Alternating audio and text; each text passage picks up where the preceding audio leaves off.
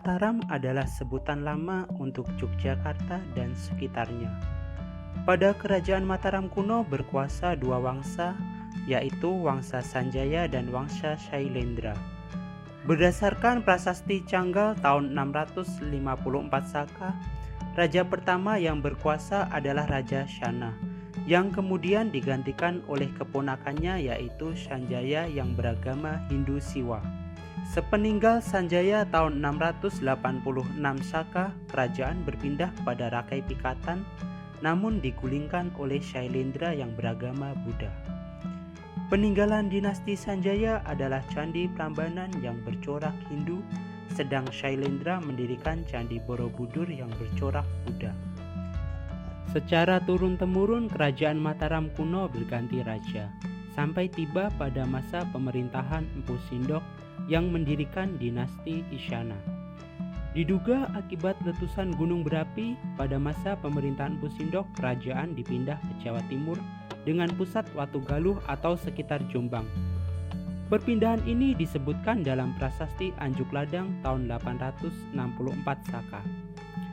Pada masa perpindahan kerajaan ini, para arkeolog berasumsi adanya peninggalan Empu Sindok berupa Candi Simbatan di kota Magetan, letaknya berada pada perbatasan Jawa Timur dan Jawa Tengah.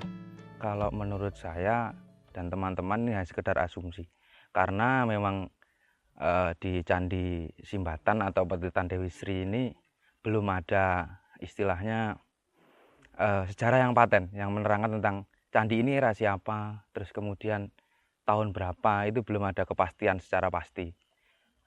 Biasanya penunjukan atau kepastian sebuah candi dibuat atau eranya siapa itu ada literatur yang menunjukkan seperti prasasti kan, seperti itu.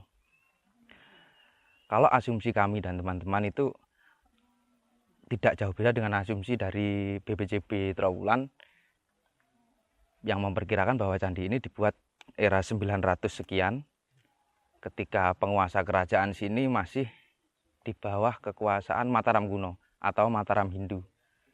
Sekilas sejarah tentang Mataram Hindu, ketika ada pralaya di wilayah Jawa Tengah sebelum pindah ke Jawa Timur, itu ada salah satu rombongan yang berangkat duluan, terus ada keduanya ada rombongan lagi yang berangkat ke sini. Asumsinya daerah sini dulu adalah daerah vasal atau daerah bawaan dari Mataram kuno, semacam itu.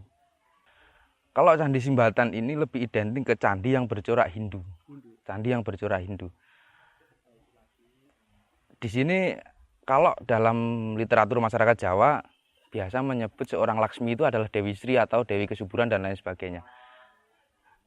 Sebuah kebiasaan pada waktu masyarakat Jawa kuno, kita sebut masyarakat Jawa kuno, itu adalah penyembahan terhadap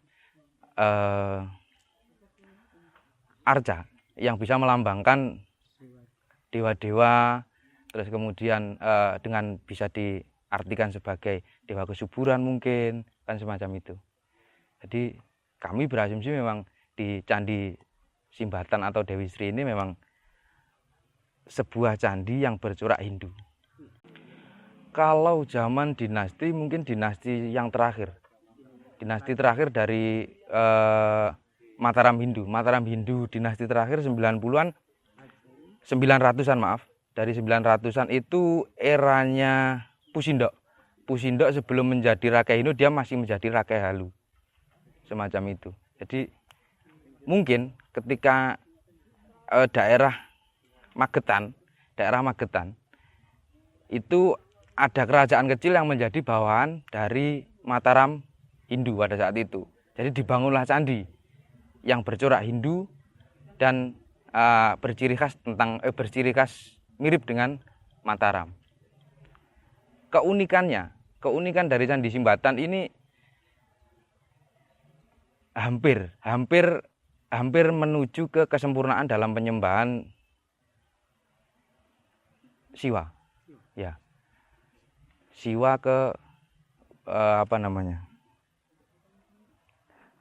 Siwa yang menyembah tentang kesuburan, semacam itu, nggih. Jadi ada candi yang hampir sama dengan ini di daerah Trowulan Mojokerto sana.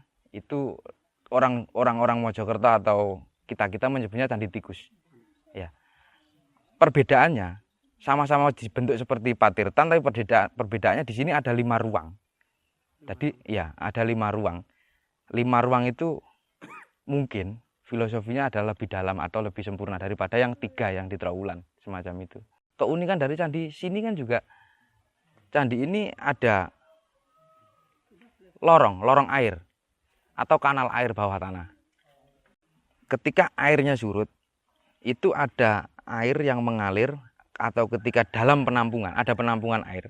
Ketika air itu kita masukkan ke situ secara penuh, itu air itu akan turun dan keluar melalui selang air yang berada di patung atau Jualadara, kita bisa sebut. Pancuran air Jualadara. Nah, di sini Jualadaranya berbentuk Dewi Sri. Orang bilang seperti Dewi Sri atau Laksmi, kan semacam itu. Keluar dari payudaranya, kan seperti itu. Mungkin fungsi dari kanal atau fungsi dari saluran air tersebut adalah mengalirkan air dari sumber yang besar tentunya, agar bisa masuk ke struktur candi sini, terus kemudian bisa keluar lagi melalui Jualadara seperti itu. Setelah keluar, secara otomatis ada kanal pembuangannya. Kanal pembuangannya otomatis pasti ada. Lah, setelah diteliti lagi, diperkirakan beberapa puluh meter dari sini memang ada sebuah gorong-gorong di situ dari batu bata yang diberikan sebagai tempat pembuangan airnya seperti itu. Lah, untuk dari mana air ini berasal masih belum ada penelitian lebih lanjut. Adanya Arca Dewi Sri atau Dewi Kesuburan membuat masyarakat selalu menyelenggarakan acara bersih desa setiap tahun yang diyakini sebagai penghindar bencana.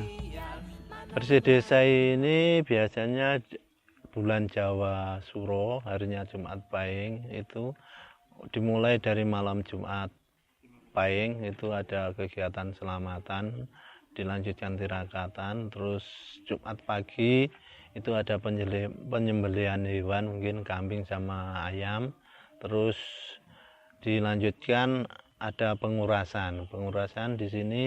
Masyarakat biasanya menguras dan membersihkan dan menangkap ikan. Terus nanti acara sekores Jumatan, setelah Jumatan acara inti, yaitu ada penarian ikan dan rayupan gitu. Fungsinya acara bersih desa itu untuk masyarakat? Fungsinya bersih desa bagi masyarakat sekitar ya untuk membersihkan segala sesuatu aral bala atau apa, biar rezekinya lancar apa itu biasanya gitu masyarakat. Masyarakat beranggapan dengan adanya petirtaan Dewi Sri ini membawa suatu keberkahan tersendiri untuk kota Magetan, menjadikan Magetan kota yang sangat subur di kaki Gunung Lawu.